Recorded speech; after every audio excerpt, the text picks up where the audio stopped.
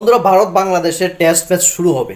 কারণ বাংলাদেশ টিমকে নিয়ে এখন সবচেয়ে বেশি আলোচনা চলছে এই কারণে, কারণ বাংলাদেশ কিছুদিন আগেই পাকিস্তান দেশে গিয়ে তাদের দুইটা টেস্ট ম্যাচ পাকিস্তান দেশে পরাজিত করেছে। সেই কারণে হয়তোবা বাংলাদেশের প্লেয়াররা এখন ভাবছে যে ভারতকেও ভারতের দেশে এসে ভারতীয় টিমকেও পরাজিত করতে পারবে। কিন্তু বন্ধুরা, আমার একটা জিনিস মনে হয়, বাংলাদেশ এই জিনিসটা সবচেয়ে বেশি ভুল মনে করছে। কারণ পাকিস্তান টিমের সাথে যদি ভারতীয় টিমকে তুলনা করা হয়, সেটা কিন্তু খুবই বাংলাদেশের জন্য দুর্ভাগ্যজনক। ইতিমধ্যে বাংলাদেশের শান্ত একটা কথা বলেছে, বাংলাদেশ টিমও কিন্তু এখন ভারতীয় টিমকে পরাজিত করার জন্য মুখিয়ে আছে। হ্যাঁ বন্ধুরা, মুখিয়ে থাকতে পারে, তাতে কোনো প্রবলেম নেই। কিন্তু একটা জিনিস মনে রাখবেন, বাংলাদেশের প্লেয়াররা, শান্ত তোমাকে স্পেশালি বলছি, কারণ তোমাদের টিমের এখনও সেরকম কোনো কিছু নেই যে তোমরা ভারতে এসে ভারতীয় টিমকে পরাজিত করবে। কারণ আমরা একদম first class player, Rohit Sharma, Virat Kohli থেকে শুরু করে মোহাম্মদ সিরাজ, বুমরা থেকে শুরু করে রবিচন্দ্র অশ্বিন, জাদেজা থেকে শুরু করে কাকে বলবেন ভারতের বেস্ট প্লেয়িং 11 কিন্তু বাংলাদেশের বিরুদ্ধে খেলবে, সেটা আমাদের ভয় না। কারণ আমরা বাংলাদেশের সাথে পরাজিত হব সেই চিন্তাটা কিন্তু আমাদের মাথায় আছে। সেই কারণেই আমরা একটা কঠিন টিম আমরা সেখানে সিলেকশন করেছি। সেই জায়গায় থেকেও যদি বন্ধুরা বাংলাদেশের প্লেয়াররা মনে করে আত্মবিশ্বাসী, যদি তারা বেশি আত্মবিশ্বাসী হয়ে যায়, তাহলে কিন্তু আমাদের দেশে এসে একদমই লজ্জাজনক হার তারা সম্মুখীন হবে। সেটা শুধু সময়ের অপেক্ষা, কিন্তু পরাজিত হবে। কারণ পাকিস্তান টিম বন্ধুরা আফগানিস্তানের সাথেও পরাজিত হয়।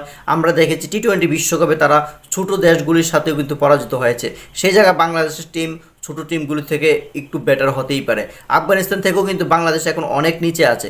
সেই তুলনায় আফগানিস্তানের টিম যদি আমাদেরকে সেরকম চ্যালেঞ্জ দেয়, তাহলে হয়তো বা সেটা আমাদেরকে ভাবাতো। কিন্তু বাংলাদেশের টিম একটা বলার, তাদের কয়েকটা উইকেট পাওয়ার পর তারা এখন খুব আত্মবিশ্বাসী।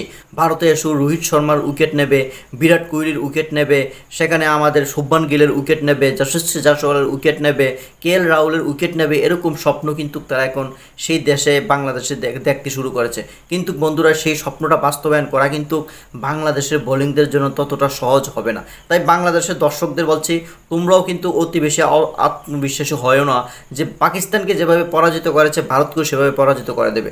দুইটা টেস্ট ম্যাচ খেলবে পাকিস্তানের মতো, আমরাও দুইটা টেস্ট ম্যাচ তাদের সাথে চ্যালেঞ্জিং নিয়ে খেলবো।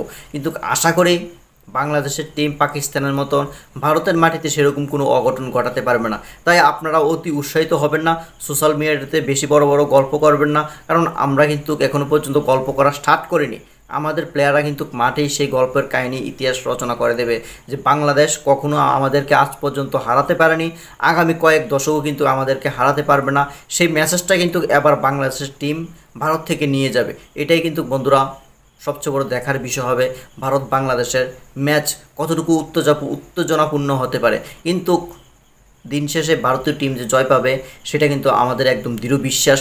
কারণ ভারতের যে ফার্স্ট ক্লাস ব্যাটার এবং বোলিং, সে বিশ্বের অন্য কোনো টিমের সাথে এখন আর নেই।